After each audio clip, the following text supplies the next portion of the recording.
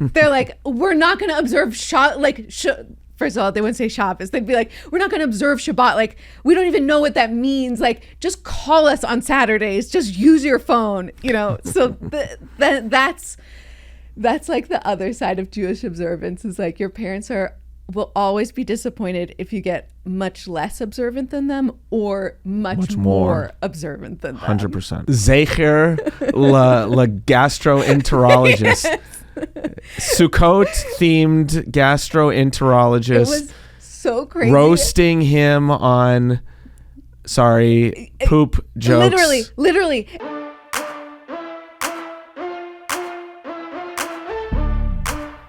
Welcome back to Show and Teller. We are here with a very, very, very, very, very special guest.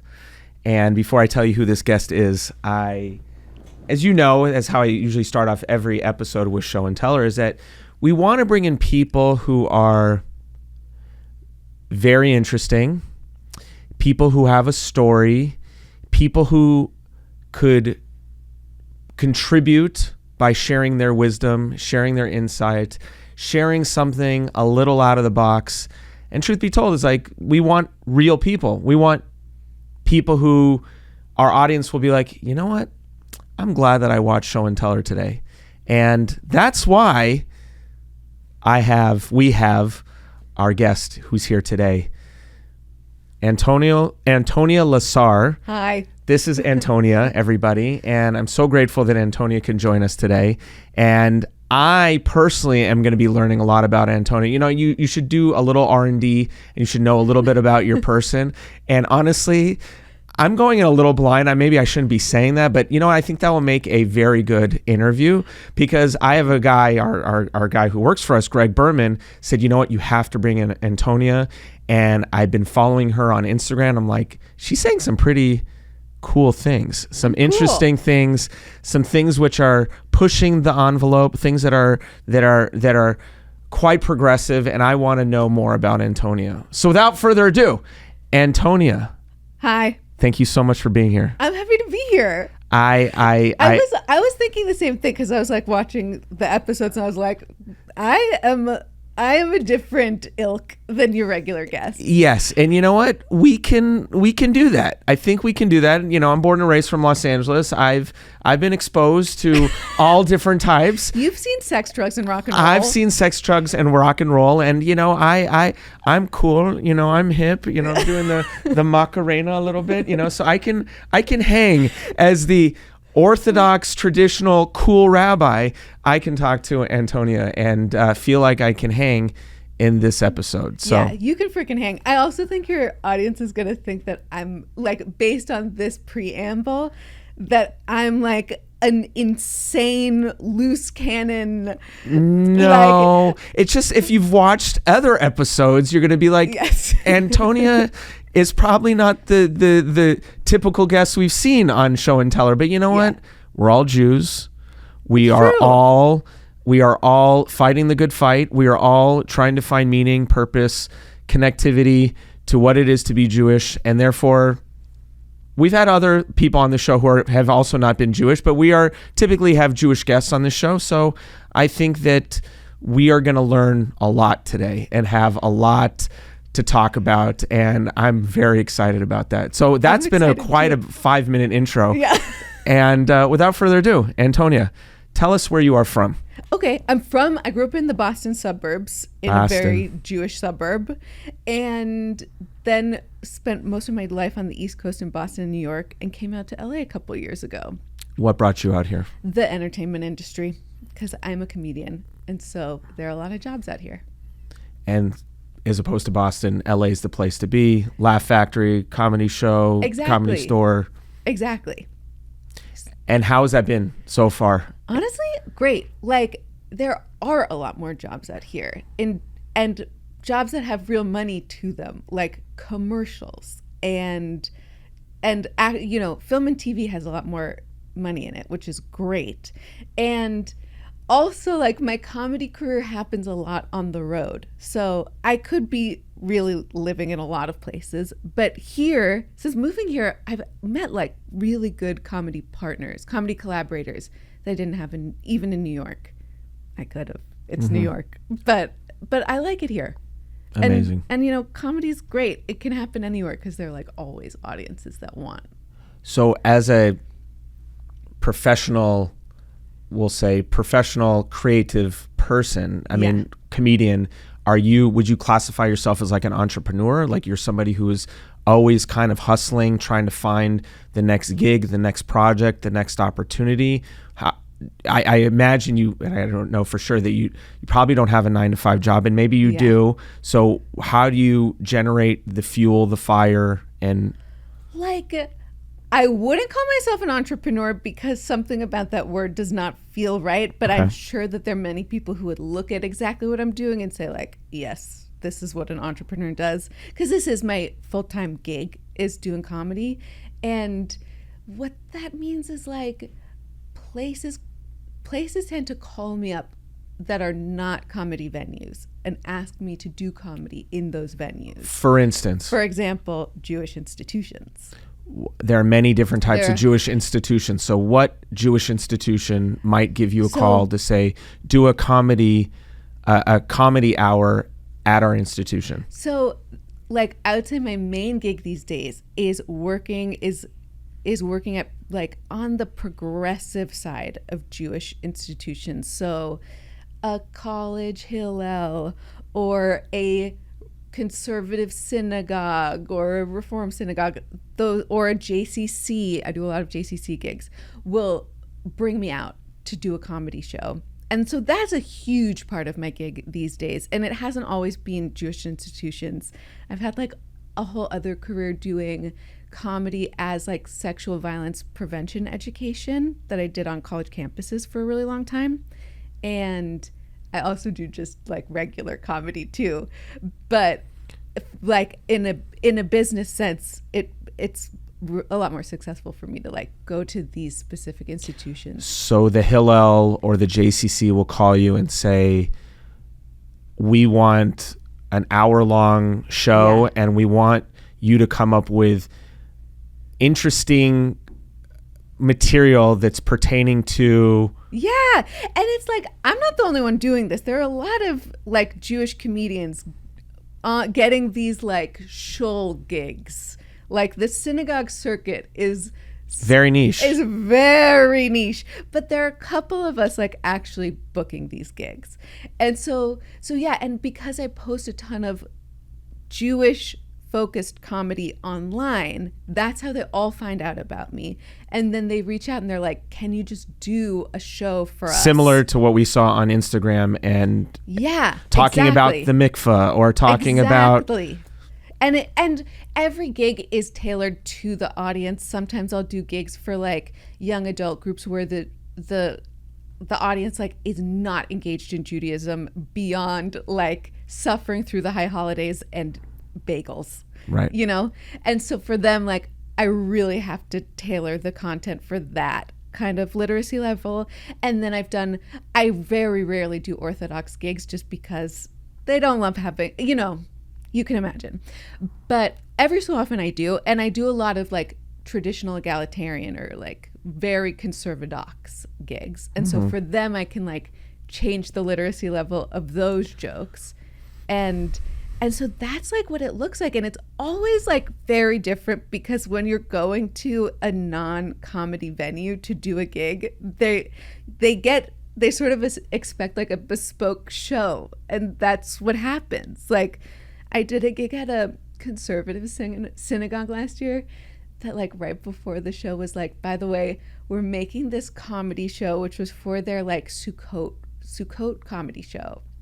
They're like, we're making this comedy show into a memorial for a recently deceased gastroenterologist from our congregation. And wow. They were like, everyone really loved him so much and he loved to laugh. And so do you have any like GI jokes? Zecher la gastroenterologist. Yes. Sukkot themed gastroenterologist. It was so crazy. Roasting him on poop jokes. Literally. And it was like the easiest crowd I've ever had because I could just like talk open. I could just say the word. I mean, I could just like name a body part and the audience would go crazy, gallbladder. Ah! And like the opener was his widow, who got up there, spoke for 10 minutes about how much she misses him, sobbing, and then was like, and here's the comedian. To follow that one, now here we go. Yeah. And it's so crazy. But so, like, I'm probably one of the only comedians doing the Shul gigs who's as Jewishly literate as I am, but also as progressive as I am. Most of the people doing these Shul gigs are more Orthodox, and they're mostly guys. And then on the progressive side, there are comedians doing it. They're just not very Jewishly literate. So what's your background that has given you your Jewish literacy? Where did that come? So let's go on that. Not childhood. Okay. I grew up in a suburb of Boston that was so Jewish, and I was so Reform that there was like, the culture is like, everyone here is already so Jewish that like it's really lame to like be observant. We're like, we get it. You don't have to wear a kippah to school. Like that's so embarrassing. Right. Right. And so grew up Reformed there with a surface level education, like learned the Aleph Bet, which was very helpful, had a bat mitzvah, and also like hated every second of it. Was just like, why are we doing this? Like, this feels like parents, why are you making me do this? It feels performative. I don't understand the depth to it. Mm-hmm. And then through college and through my whole life have been desperately seeking, like, I would say transcendent experiences, or collective effervescent, or spiritual experiences, whatever label you want to put on it, and didn't realize that could happen in Judaism at all. And through college, like, dabbled in everything, including a long and beautiful stint in evangelical Christianity. Wow. Who, like, ideologically, absolutely nothing works for me, but in terms of like creating transcendent spiritual experiences, they're really doing it. They got it. And I really admire that. And all of that, then basically I like discovered a Kabbalist who was like, Judaism has this stuff too. And that was like incredible, because I was like, well, thank God I can like stop culturally appropriating and just like come back to this. And from there, come back to the mishpacha. Exactly. Which, by the way, like, yes, I like did this big return to Judaism and got way deeper than my family. But for a Reform family, they're like, now they think that's so lame. They're like, we're not going to observe first of all, they wouldn't say Shabbos. They'd be like, we're not going to observe Shabbat. Like, we don't even know what that means. Like, just call us on Saturdays. Just use your phone. So that's like the other side of Jewish observance, is like your parents will always be disappointed if you get much less observant than them or much more observant than them. 100%. In either case, they're just like, oh my God. So you're like the Orthodox, you're the Orthodox progressive Jew to your family. Exactly. I'm like the Baal Tshuva to my family. Not that they would even know what that means. And so you ended up finding some spirituality. Yeah, through a Chabad in Brooklyn, who like, I have to shout out, they're like really doing kiruv in an amazing way. The fact that you're saying even the word kiruv. No, literally. Like, so tell the crowd here, what does kiruv mean? Kiruv is like outreach, Jewish outreach to other Jews, in the way that evangelizing is what Christians do to convert people to Christianity. But we're not converting anybody. We are exposing people to Torah v'mitzvot, 613. You can do whatever you want. That's what we're just going to put it out Christian there. Say too. We're not converting anyone. We're just exposing them to Jesus. Stay over there. We don't need you to convert at all. Just stay over there. But Jews who do kiruv are just as obnoxious, just that they only focus on other Jews. And I love it. And it worked on me. I fell in with this Chabad who is run by this amazing Kabbalist and his amazing, brilliant wife. They taught me literally everything I know. So you were experiencing Shabbat or Shabbos in a pretty traditional manner, Yeah. going to their house. Yeah, exactly. They like. Did you really- ever keep 25 hours of like a... Yeah, all the time. Really? And these days, I'm not so strict about it. I went through a couple years where I was super strict about it because I was really sick. And obviously, like, they schlepped me to the Ohel, to the Lubavitcher Rebbe's grave, to like, do you know this place? Yes. I you know obviously this. do. Right. So does the audience? I don't know if our audience would. So if you'd like to explain, you can. In Chabad, which is like a sect of Hasidic Judaism, like their spiritual leader is now passed. Their last spiritual leader is now passed, and at his gravesite, Rav Menachem Mendel Schneerson. exactly. Yes. Menachem, and his gravesite's a really holy place, and they'll go and pray there at his grave. You're not praying. Not to him. Not which to him, they- because that would be idol worshiping. And we, as Jewish people, 613, one of our commandments is that we don't pray towards an idol or another human being. We take the power of the schut, the schar, the merits of Rav Menachem Mendel Schneerson, the Rebbe, and he will pray on your behalf. Right. And It's a little extra bureaucracy yes, on your way to Hashem. yes, And- God. And they really clarified that for me too, because you usually write a letter to him, and my Yeah. letter was like, "Dear dead rabbi, please heal me." And my Rebbetzin is like, "Whoa, whoa, whoa, whoa, whoa! He's not going to do anything, okay? Yes. He's just going to submit the paperwork." And so anyway, through doing that, there's usually like an exchange that happens where you're like, please, can I have health? And in exchange, I'll keep Shabbos. So there was a time when I was being pretty strict about 25 hours. These days, I'm an Orthodox Jew, would not consider this Shomer Shabbos even a little, but I'm just really strict about not working for those 25 hours, whatever that means, Okay. you know.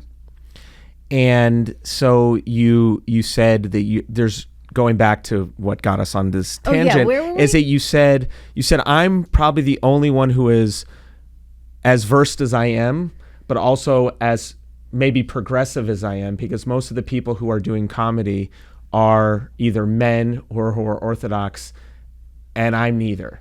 Yeah, and you know what? I shouldn't like say such unequivocal statements. There I can think of at least one other comedian, Eitan Levine. Do you know him? I don't think I know who he is. He is really Jewishly literate, and he also I think grew up Orthodox, and he's working in some progressive spaces as well. And I'm sure there are others who I just don't have the pleasure of knowing about, and I'd love to know about them. But yeah, like, so through like Elon Gold knows who you are. I mean, no, I don't think he does. he doesn't yet. He should know who you are. He should. I know who he is. I mean, I just don't think, like, I'm in such a different part of the Jewish world than him. I don't know.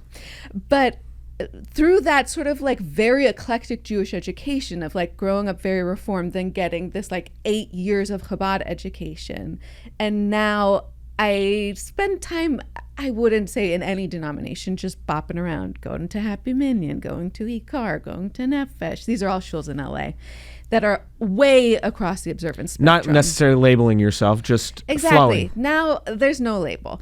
But because of that, I have this extremely broad Jewish education. And I'm like, and first of all, there just aren't a lot of people in the progressive Jewish world. When I say progressive, it's sort of lumping together. Can we define that? Let's just define that. It's sort of lumping together like reform, conservative, reconstructionist, renewal, even traditional egalitarian. So and let me ask again, as I already gave the intro, as if I'm asking you questions, like I really am just curious to find out what you're saying. So when you say progressive, reform, egalitarian, would you define that, or would others define that there's traditionally maybe not God in the picture? Or no, oh my God, no, there's plenty of God. Whoa, there's plenty no, of no, God. no. Okay, so again, Yeah. so then what does it mean? What does means- progressive or egalitarian mean? It's so hard to define because obviously it's such an enormous spectrum, and And so progressive Judaism is a word that some people like to use to cover this umbrella, but I think it also might be becoming very political as well, sadly. I don't. And it's right. And because progressive means something else in a political sense, Correct. in the way that conservative means something very different in a political sense, Correct. But in a denominational sense, you know what I mean? So this is like a language problem, but I think in a religious, blunt way to say it would Yes. be like not Orthodox. Everyone but Orthodox. meaning. Exactly. Like, Okay, who let's fucking talk- knows? It's hard. let's It's talk about really it. hard to define Okay, because not everybody- Orthodox, because again, let me ask you, since we're talking about Yeah. this, that Orthodox would mean very clear, regimented, restrictive, maybe not as progressive. See, we're defining it, I but wouldn't even describe it like that. I would describe Orthodox Judaism as judgmental. Oh my God! I'm just saying, Look, as these a, are your by the way, words. as a Kiruv These rabbi, are this is your what words. I would say I would describe Orthodox Judaism as believing that the halacha, the laws of the Torah, are unalterable and straight from a holy source.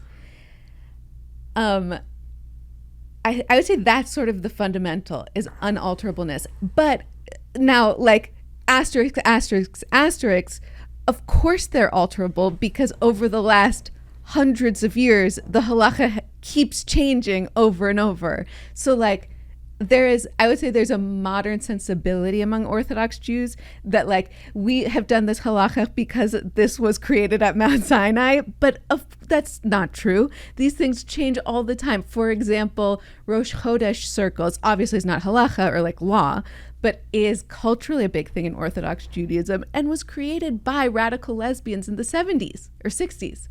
And which that's like one of my favorite examples because like my Chabad Rebbitzin was simply refused to believe that. She was like, no, it wasn't. Jewish women have been doing that for centuries. And I was like, okay, sure. If you want to believe that, but like it was popularized recently. So I would say Orthodox Jews in general have like a cultural bent towards feeling like the laws of Judaism are unchangeable.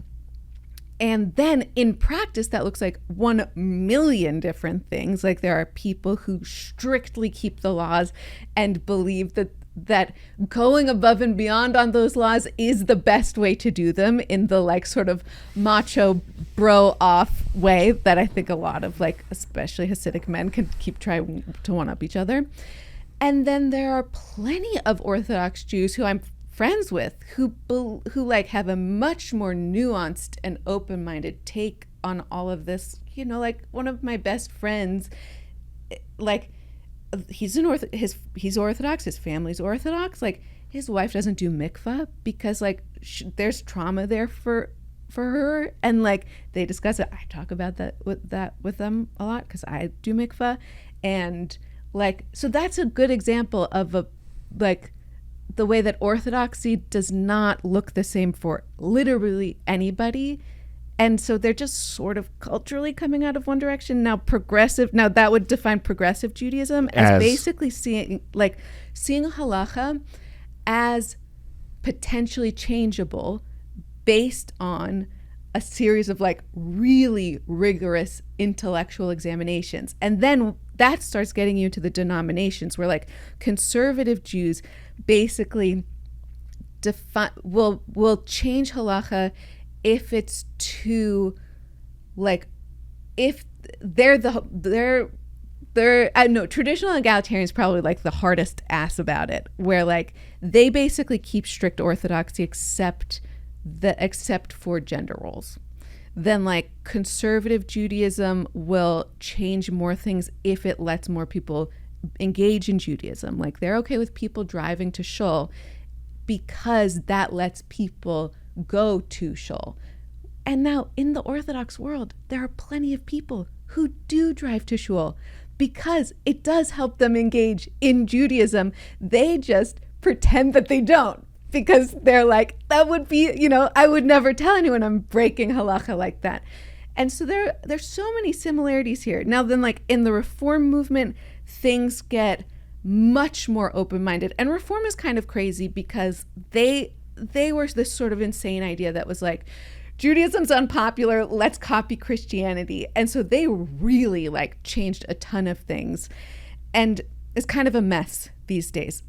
Then there's Reconstructionism. They are the ones who have taken a lot of explicit God language out of their denomination. And by the way, Reconstructionists are a small niche. This is not like a huge niche. They're fascinating. But I really like Reconstructionism. And then renewal, this started from Solomon Schechter Shalomi, I think, right? Who was, I feel like I'm getting that wrong. Of that. It started from a Chabad guy who basically was like the ruach and the like spirit, the soul of Jewish observance is so beautiful, and it is being kept away from Jews because of these like unnecessary restrictions that distance Jews from Judaism. And so he started the renewal movement to basically be like, let's put the rules to the side for a second and focus on like cultivating really spiritual experiences. How that has actually worked out in practice, I would not say they are necessarily nailing that, but like that's all to say that like denominationally there's so much overlap between everything, including the Orthodox and progressive world, so much so it's like impossible to draw a line, but people love to try and draw that line. And also there are not a lot of Jews like me who actually have enough experience to be able to see that broader picture, you know, which is a really helpful thing to see because it gives me a lot more understanding of what my Jewish life can be. And you're more tolerant. Yeah, and course. Open. Of course, because it's like, look, like Orthodox Jews have been the most welcoming and have taught me the most. And also, like, you know, in terms of our like world conceptions, we are like miles apart. But I'm like deep. I still am deep in Orthodox spaces and just bring that kind of education to my like Jewish progressive spaces in terms of so much. Honestly, I feel like honestly I'm like constantly teaching progressive Jews about Orthodox Jews and teaching Orthodox Jews about progressive Jews, because it's crazy how annoying everybody, how snarky everybody is about each other and how wrong everybody is about each other. And like, not to like be too soapboxy, but I do believe that like when like the Orthodox and progressive Jews can, you're like, actually taking my what I was just going to ask you. Yes, it's like I think that there's so what like a big tikkun, like, what do we need to do to bring the masses together? That was my question. I think that like we will be a blueprint for how the world needs to heal itself when we can get like Orthodox and progressive Jews to really come together as a community and like see how much each other has to offer. And that can, it's just every community in the world is splintered along these lines, and Jews of all people are so perfectly positioned to be able to see what each other has to offer, because we're like culturally obsessed with the both and of it all, where we could like, we are culturally the experts in being able to say everything about you pisses me off, and also you have so much to teach me, you know?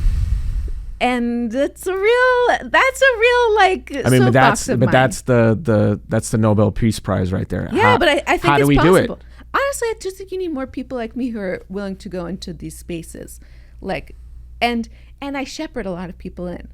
Like, I love bringing Jews on field trips to go to other shuls, and I would say these days my friend group is like very integrated in terms of like denominational observance and also in terms of queerness. Like, next topic. Let's go. We were going to talk about something new on this show. So tell us a little bit about queerness. What is it? So what does that mean, first of all, for those who don't know, and how Why is this a topic of conversation that Yes. you are passionate about? Okay.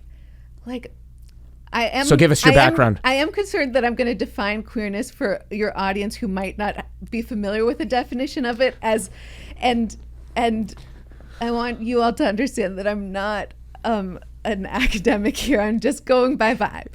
So You've prefaced yourself beautifully. I would say my vibe on queerness is just questioning that like romantic and sexual relationships can look different from the blueprint that a lot of us get taught, which is that it's one man, one woman, and they based on what it says in the Bible, more or less, or that's what God.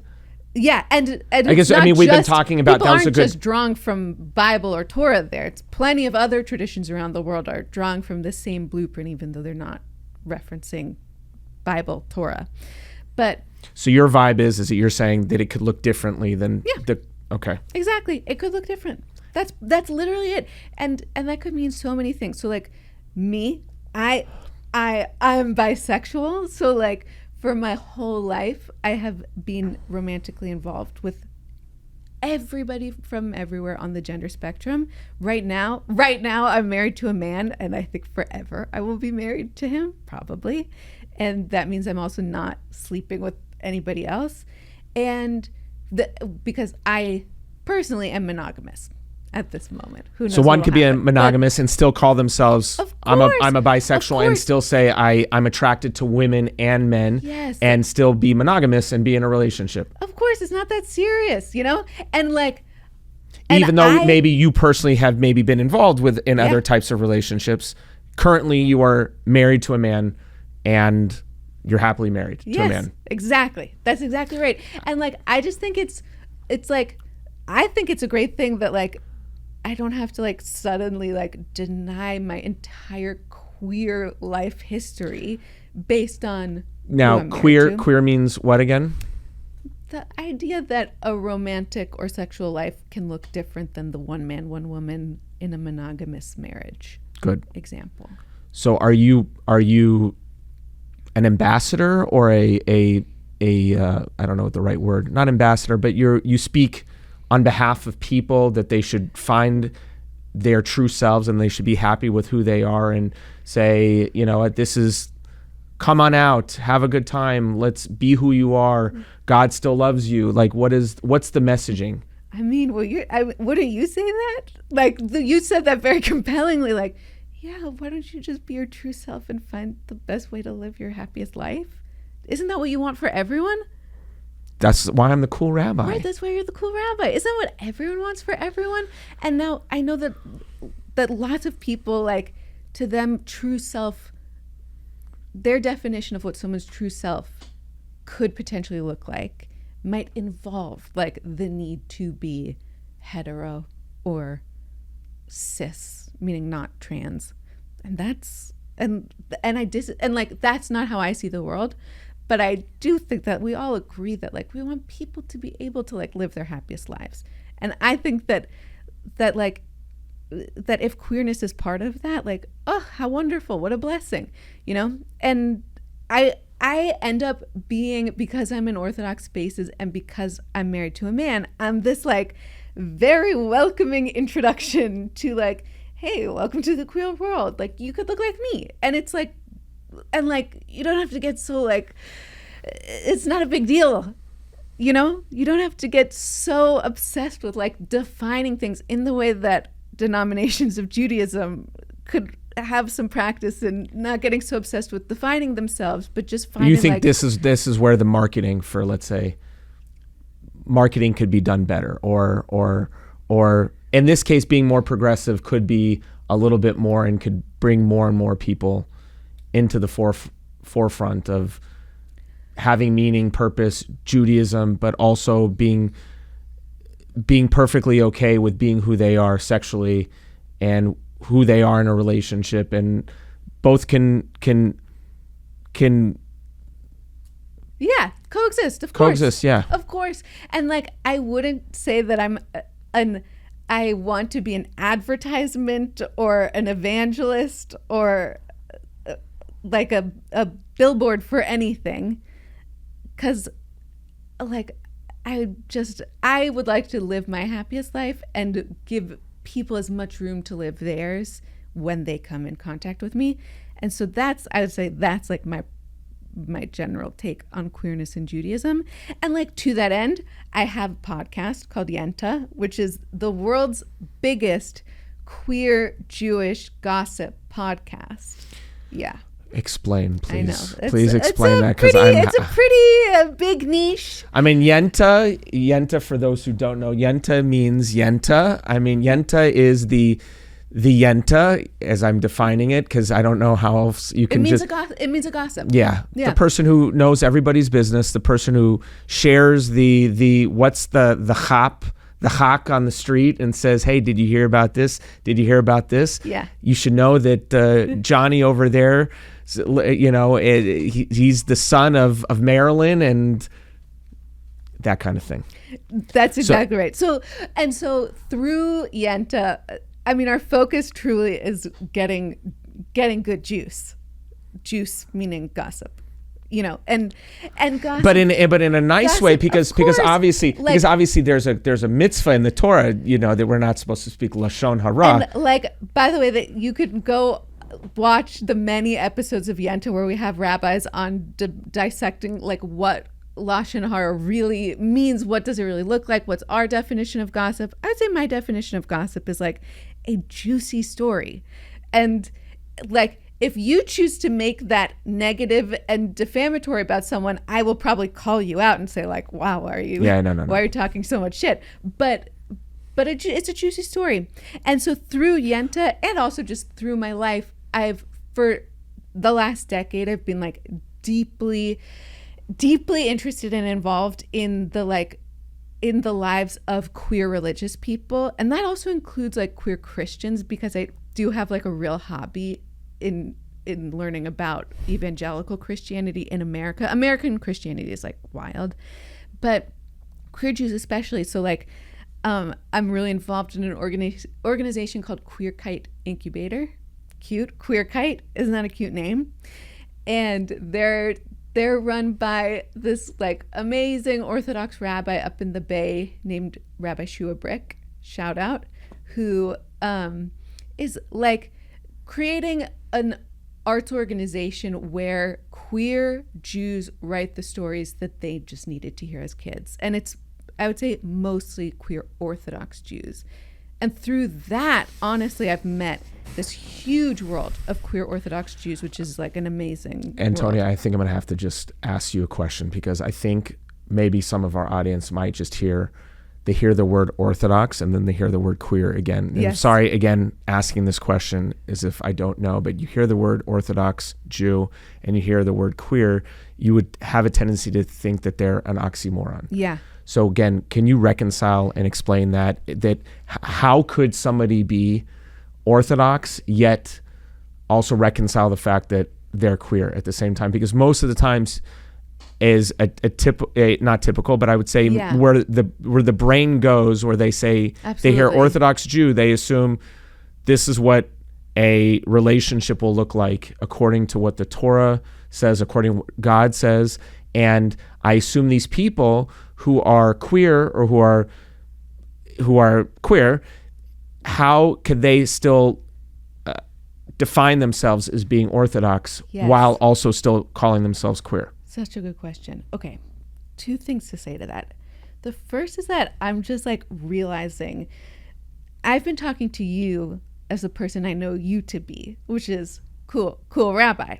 But I'm realizing that like the audience is not necessarily you. And like in general, if I were talking to someone who's coming from a more conservative background, I would be much gentler and slower with how I present all of this. And so I am a little worried that it's possible that some of the audience members have been really triggered and have shut the podcast off. And if you're still here, that's really generous, and thank you. And I think if I had been thinking about really talking straight to you, I would have structured this a little differently. And so bear with me. Know that like I'm navigating right now because I feel like in my head I'm talking to two different audiences, which are like my queer community, who are sort of always in my head, and a potentially conservative audience here. And I would talk to both of those communities about this exact topic so differently, because all of us have like different triggers that help us hear things better. And I would say those two communities would need different communication styles. So audience, if this is like kind of a lot, thank you for being here, and just bear with me. And then the second thing to answer your question is, how could someone call themselves queer and Orthodox? Like, I'm only going based on what they are calling themselves. I'm not an Orthodox Jew, so I couldn't possibly dream of being like an authority on what is and isn't Orthodox. Right. I'm just following their lead. Okay. And I know a lot of people who do call themselves queer and Orthodox. I think you'd have to ask them, but why they do that. I'm this is not to question. It's just as a it's curiosity, a good question. because I would imagine that, again, I'm not really big on labels. I truthfully don't like labels all that much, because I do think that there's a lot of fluidity, and I think we're all on a spectrum, and I think today we're here and tomorrow we can be here, and we can be plus or minus based off of we're hungry, we're tired, we're moody, we somebody cut us off in traffic, and in some situations we are going to be this way, and in some situations we're going to be that way.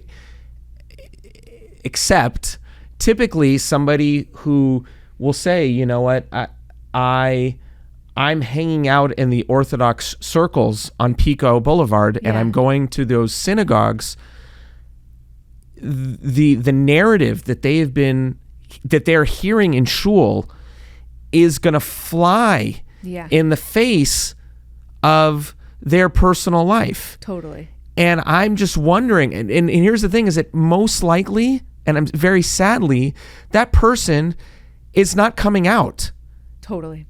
If they're coming to those shuls. Totally. But they are hearing that. Yeah. So why are they still there? My God. Well, honestly, I'm asking the question, why are they still there? Because maybe to some degree, do they still believe in God? Do they not believe in God? How could they reconcile what the rabbi's saying, what Torah is saying, versus like how I'm feeling? Can I still keep Shabbat? Am I a bad Jew if I'm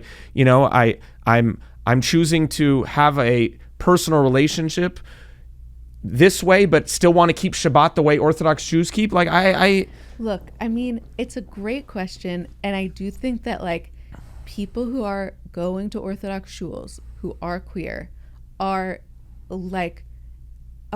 some of the most admirable Jews there are, because can you imagine fighting through so much social judgment, so much fear, so much inner turmoil, and still choosing to engage with Judaism in such an intense way that you still call yourself an Orthodox Jew? Like, how unbelievably admirable. That's incredible. So I think you're so right that it's like, it is I would just say, don't label yourself. Have existence.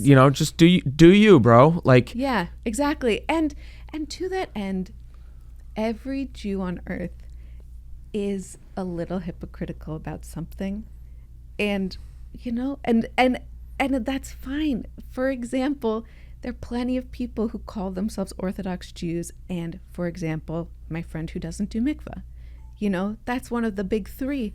She doesn't do it, and she would never think, oh, because I don't do this, I'm not therefore an Orthodox Jew. Correct. You know what I mean? And that's, I couldn't possibly try ranking like halacha or mitzvot, but in terms of Shabbos kosher mikvah, I'm sure there are many people who would say that those big three are the most important. Yeah. In defining who you are as an Orthodox Jew. I personally, I don't know. I mean, I think that's the part is it, and I've really enjoyed this episode, to be quite honest with you, and I've learned a tremendous amount, and I just think that like something that for us as humanity really needs to think about is that, you're so busy, not you, person person is so busy that, I have to tear toilet paper properly on Shabbat, or I have to make sure that I accidentally don't turn off the light, or I do this. But that same person, no judgment, is screaming at their child or screaming at their wife, or is so quick to see others as less than them because they're not having the relationship with God. And I think that's where we need just a little bit of perspective to understand that, yes, to bring Mashiach, the ultimate Redeemer who's going to save us and make sure that there's no war, no hunger, no hatred, is that we need to look at ourselves in the mirror and ultimately say, how am I treating my fellow neighbor? Yeah, exactly. And that's when it comes down to it. Exactly. So I think it's what it comes down to too. And this is why, honestly, I like being a comedian who can go in all these spaces, because you can say stuff like this. And as long as you say it with a joke, everybody really likes to hear it, Can you leave us with maybe some closing remark or something, or a joke or something that you feel that you would want the audience to walk away with to sum up this whole thing? First of all, you should totally book me because I'm a delight. And yes, it's been a delightful interview. I'm a delight, and I'm so smart. And you know what? Honestly, maybe like a good thing would be to just encourage whatever Jew is listening to. Maybe it would be a good experiment for you to think to yourself, what kind of Jew really freaks me out? And then go try and spend a little time in a space like that. Why not? With the intention of making friends. Not with the intention of going to roast them or going to gather material to talk more shit about them. Yes, we don't go want that. And try, see if you can make a friend. They might not want to make friends with you, and that's also okay. But I don't know, challenge yourself. Maybe go to a different Jewish niche than you're comfortable in. And with that, Antonia. Yes. Spasiba. Doma arigato. Toda. Toda. And I'm very grateful for this opportunity to have chatted with you. And I only continue to wish you blessing, joy, happiness, and continue to inspire those who you come into contact with. Can I tell you one funny thing? Please. Okay, I love how Jews always end with this, I wish you blessing and joy, and whenever I go to the mikveh lady always says something. She's like, brachas and nachas and shachas and dachas and I still to this day don't know what she's saying, and I don't know how to respond, so I just go, yeah, you too. And with that, thank you for joining us today. Thank you. Have a good one. That was great. Antonia, you killed it. Great.